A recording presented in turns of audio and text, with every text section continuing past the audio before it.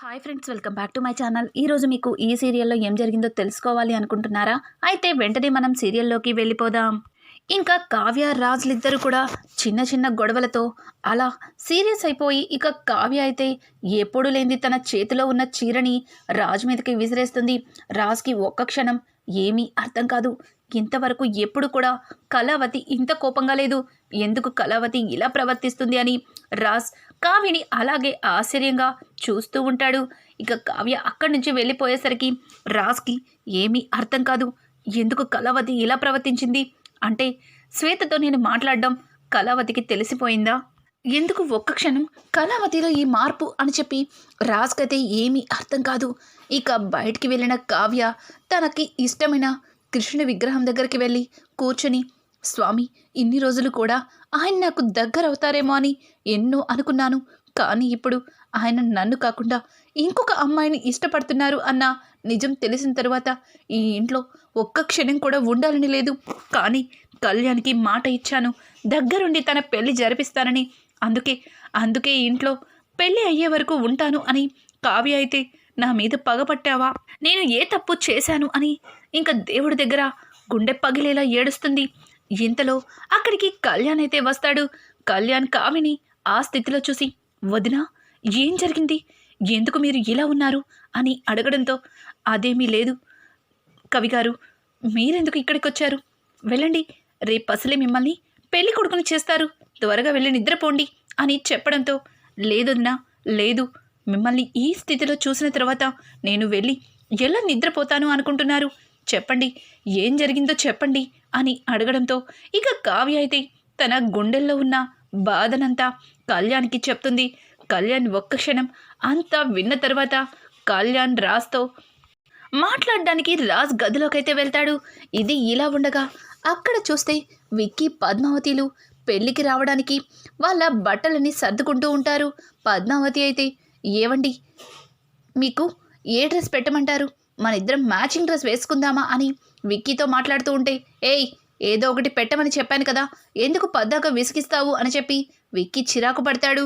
మళ్ళీ ఉన్నట్టుండి, సారీ, నేను అనవసరంగా నీ మీద అరిచాను, నువ్వు ఏడ్ శారీ కట్టుకుంటే అదే మ్యాచింగ్ పెట్టు అని చెప్పి ఇక విక్కీ అయితే మళ్ళీ పద్మావతిని కాంప్రమైజ్ చేసి ఇక నిద్రపోతాడు. పద్మావతి తన మనసులో, ఇదంతా మీరు మీ అక్క అరవింద గారి కోసమే చేస్తున్నారని నాకు తెలుసండి, కానీ మీ మనసులో నా మీద ఉన్న ప్రేమని బయటికి తీస్తాను, అలాగే నా మీద ఉన్న అనుమానాన్ని మొత్తం తుడిచి పట్టేస్తాను అని చెప్పి పద్మావతి తన మనసులో అనుకుని బట్టలైతే సర్దుతూ కనిపిస్తుంది. ఇంకా కళ్యాణ్ అయితే రాజ్ దగ్గరికి వెళ్ళేసరికి రాజ్ మళ్ళీ శ్వేతతోనే ఫోన్ మాట్లాడతాడు. చూడు శ్వేత, మండపం పేరు చెప్పాను కదా అని నువ్వక్కడికి రావద్దు, ఫ్యామిలీలో ఎవరు చూసినా సరే చాలా పెద్ద ప్రాబ్లం అవుతుంది, నువ్వు ఎందుకు పదే ఇబ్బంది పడతాం నాకు ఇష్టం లేదు, నేనే నీ దగ్గరికి వస్తాను అని చెప్పి శ్వేత మాట్లాడుతూ ఉంటే, రాజ్, నేను నీ దగ్గరికి రావడానికి ఇబ్బంది పడటంలో నాకేమీ బాధగా అనిపించట్లేదు, నువ్వేమీ బాధపడకు, నేను అంత చూసుకుంటాను అని అంటూ ఉంటే, ఓ, అంటే శ్వేత బాధపడుతుంది కాబట్టి తను బాధపడకుండా చూసుకుంటాను అంటున్నావు, మరి వదిన బాధపడితే పర్వాలేదా అన్నయ్య అని వెనుక నుంచి కళ్యాణ్ మాట్లాడడంతో ఒక్కసారిగా రాజ్ వెనక్కి తిరిగి కళ్యాణ్ని చూస్తాడు.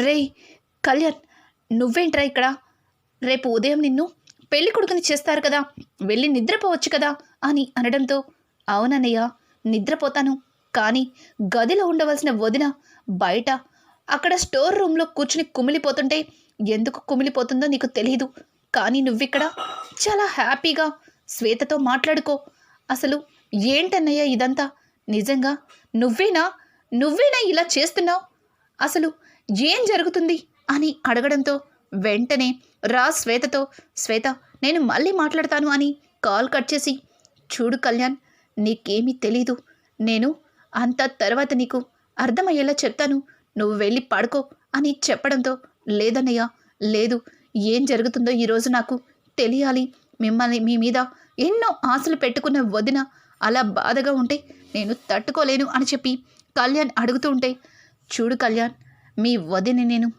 ఇంట్లో తాతయ్య గారి కోసమే తనతో ప్రేమగా ఉంటున్నాను, అలాగే ఈ కుటుంబం కోసం తన మెడలో తాళి కట్టాను, తన మీద నాకు ఎటువంటి ప్రేమ లేదు అని చెప్పి ఇక రాజైతే తన మనసులో ఉన్న మాటలు అలాగే శ్వేత గురించి వివరంగా కళ్యాణ్కి చెప్తాడు. కళ్యాణ్ ఒక్క క్షణం ఏమీ ఆలోచించకుండా అక్కడి నుంచి వెళ్ళిపోతాడు. కళ్యాణ్ అలా వెళ్ళిపోయాడు అంటే అసలు రాజు ఏం చెప్పి ఉంటాడో మనకి కూడా వినిపించదు. ఇంకా అలాగే కళ్యాణ్, వదిన నువ్వు ఎంత బాధపడినా ఇక ప్రయోజనం లేదు.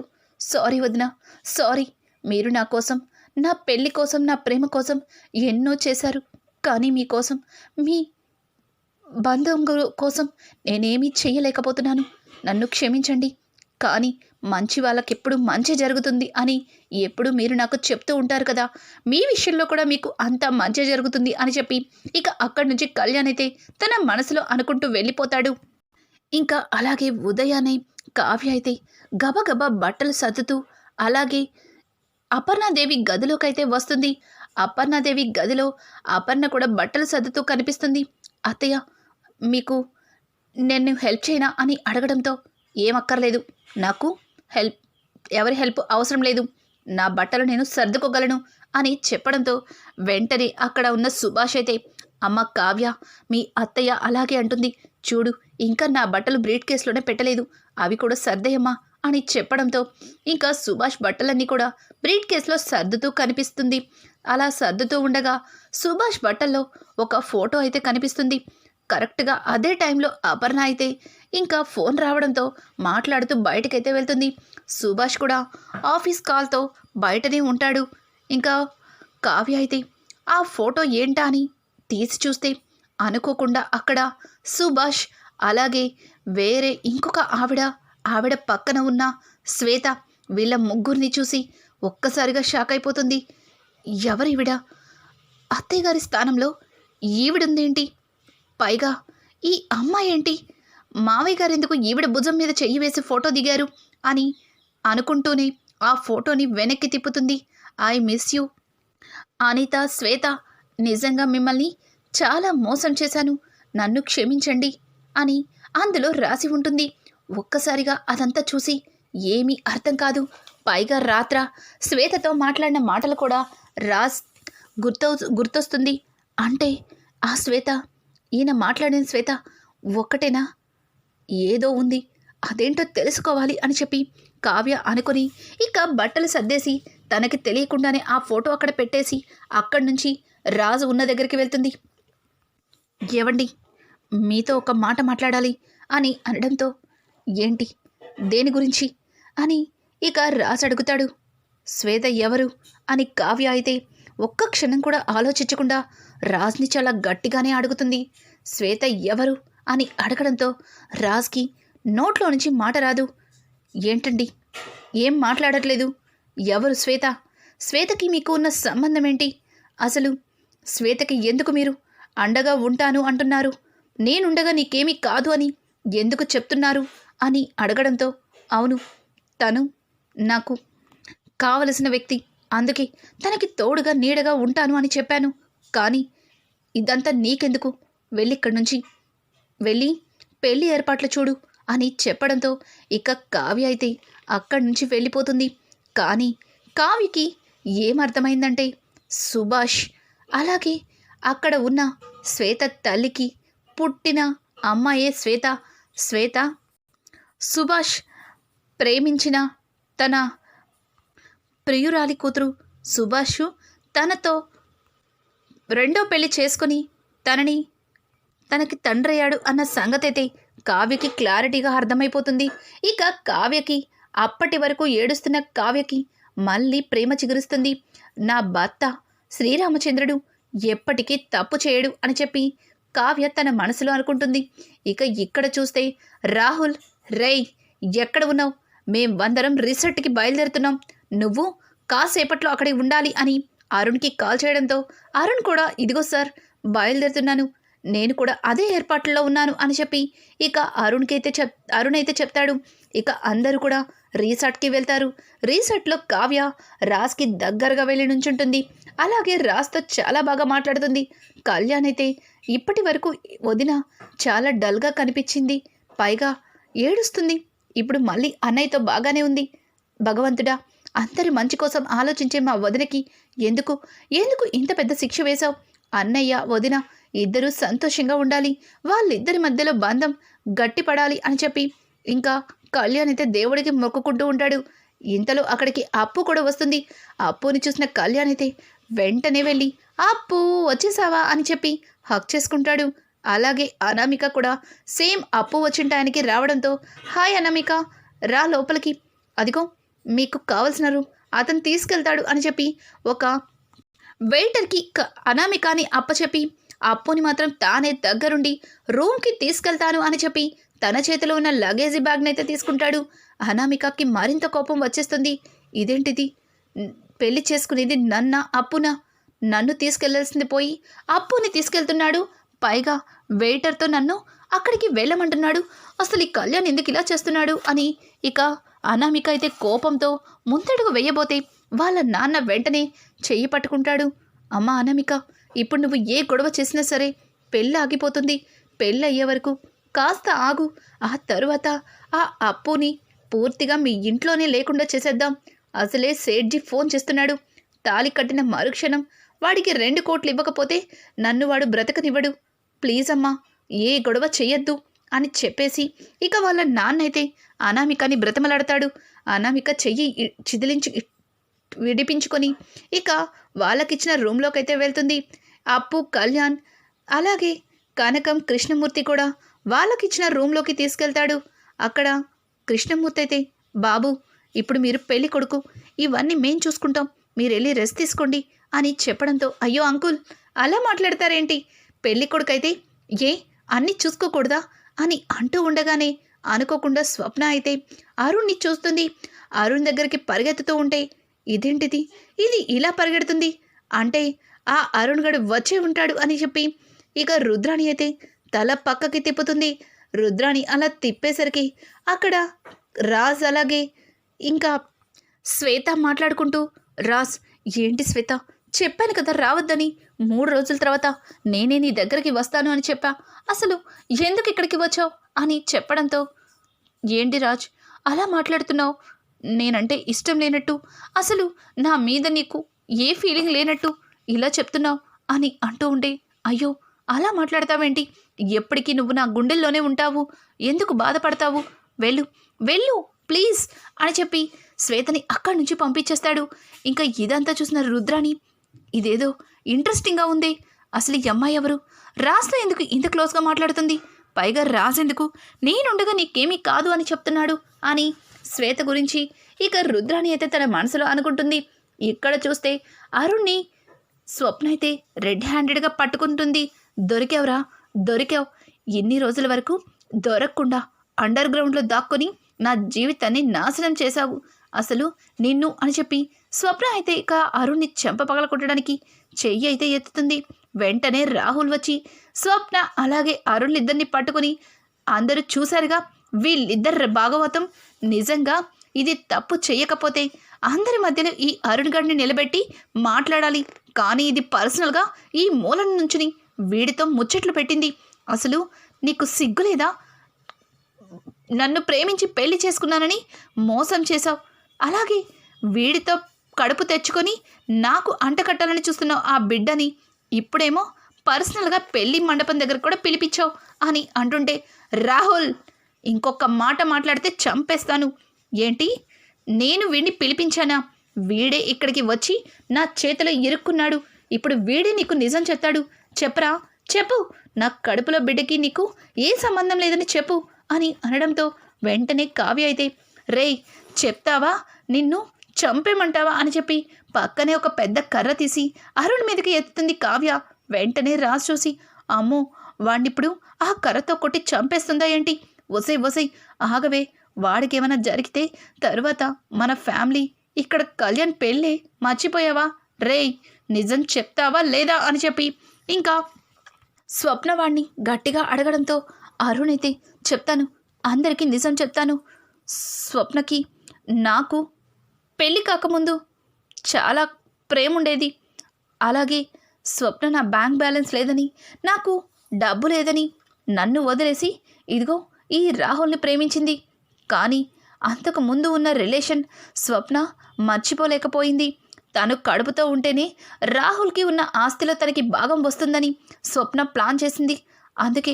అందుకే స్వప్న నాతో మళ్ళీ క్లోజ్గా మూవ్ అయింది. ఆ రకంగా మేమిద్దరం కలవడం పట్టించే ఇప్పుడు తను తల్లయింది. ఆ కడుపులో బిడ్డకి నేనే తండ్రిని అని అరుణ్ చెప్పడంతో ఒక్కసారిగా కావ్యకైతే విపరీతమైన కోపం వచ్చేస్తుంది. రేయ్, ఏంట్రా అబద్ధాలు చెప్తున్నావు? మా అక్క క్యారెక్టర్ మీదే నువ్వు తప్పుగా చెప్తావా? చంపేస్తాను అని చెప్పి వెంటనే కావ్య తన చేతిలోనే కారణి తీసి అరుణ్ తల మీద కొడుతుంది. అరుణ్ వెంటనే అమ్మా అని చెప్పి అక్కడే స్పృహ తప్పినట్టుగా పడిపోతాడు. ఇక శ్వేత వచ్చి అరుణ్ పట్టుకొని అరుణ్ని పైకి లేపుతుంది. అరుణ్ అలా లేచిన తర్వాత శ్వేతని చూసేసరికి ఒక్కసారిగా అరుణ్ షాక్ అయిపోతాడు. ఏంటి అరుణ్ అంత ఆశ్చర్యంగా చూస్తున్నావు? నేనే శ్వేతని. ఏంటి, స్వప్న కడుపులో పెరుగుతున్న బిడ్డకి తండ్రివి నువ్వేనా? అయితే నన్నెందుకు ప్రేమించావు? నా చుట్టూ ఎందుకు తిరిగావు? చెప్పు అని అడగడంతో అక్కడ ఉన్న వాళ్ళందరూ కూడా ఆశ్చర్యంగా చూస్తారు. ఏంటిది, వీడు ఈ అమ్మాయిని ప్రేమించడం ఏంటి అని రాహుల్కి కూడా ఏమీ అర్థం కాదు. ఇక అరుణ్ అయితే, శ్వేత నీకేం తెలీదు, నువ్వు పక్కకెళ్ళు, తర్వాత నీకు అంతా చెప్తాను, వెళ్ళిక్కడి నుంచి వెళ్ళు అని అంటుంటే, ఇంకా ఎక్కడికి వెళ్ళాలి అరుణ్? ఇంకా నాకు ఇంకేం మాయ మాటలు చెప్తావు?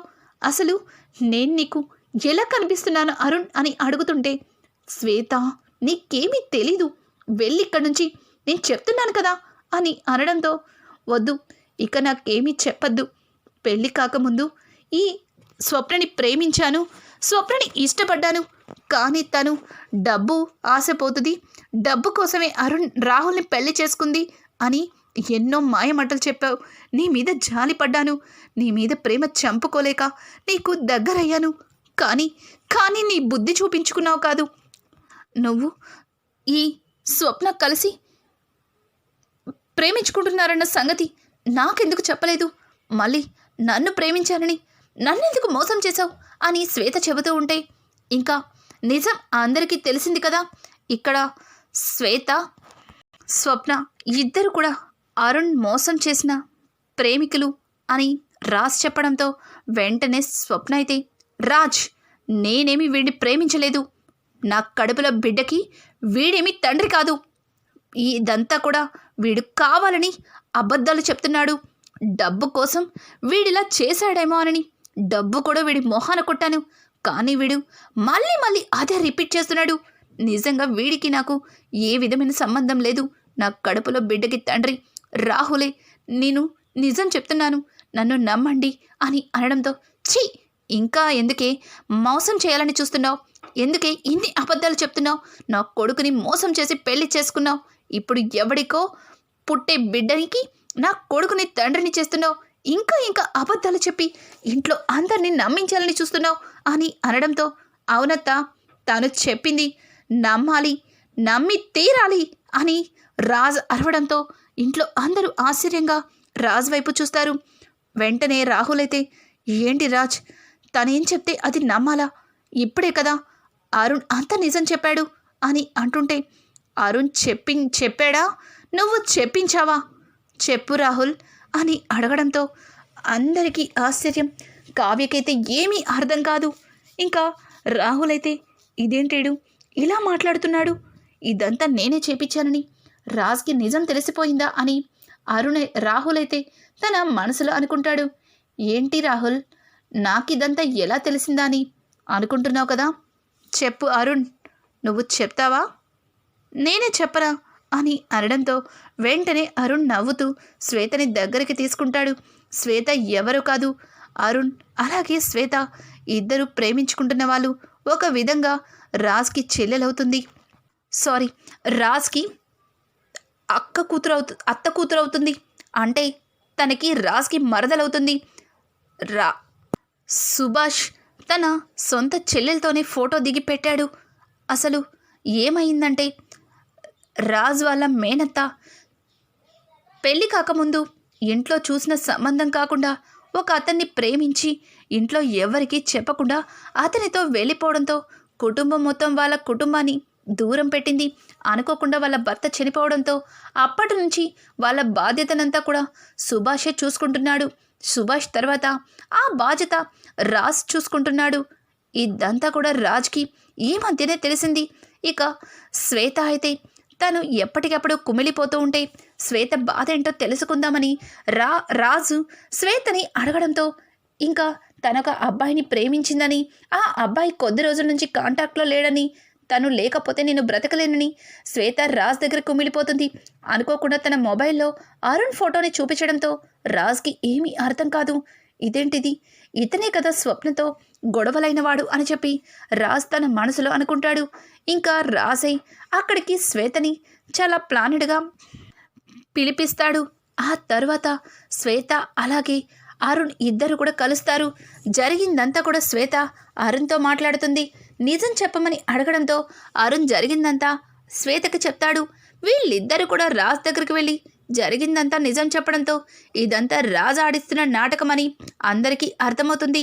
అడ్డంగా బుక్ అయిన రాహుల్ రుద్రాణిల పరిస్థితి ఇప్పుడు కుడితలో పడిన వెలుకలాగా అయ్యింది. ఇక రాహుల్ రుద్రాణిలని ఏం చేస్తారు? అలాగే ఈ పెళ్ళి ఆపాలి అనుకున్న రుద్రాణి పరిస్థితి ఏంటి? అలాగే అనామిక ఆస్తి కోసమే కళ్యాణ్ని ప్రేమించింది అన్న నిజాన్ని అప్పుకి ముందే తెలుస్తుందా? అప్పు చెప్తే కళ్యాణ్ నమ్ముతాడా? ఇదంతా కనకం ఆడుతున్న నాటకం అంటారా? ఏం జరుగుతుంది అనేది రానున్న ఎపిసోడ్స్ మరింత ఇంట్రెస్టింగ్గా మారిపోతున్నాయి. ఈ వీడియో కనుక మీకు నచ్చినట్టయితే లైక్ చేసి సబ్స్క్రైబ్ చేసుకోవడం మాత్రం మర్చిపోకండి. Thanks for watching. Hi friends, welcome back to my channel.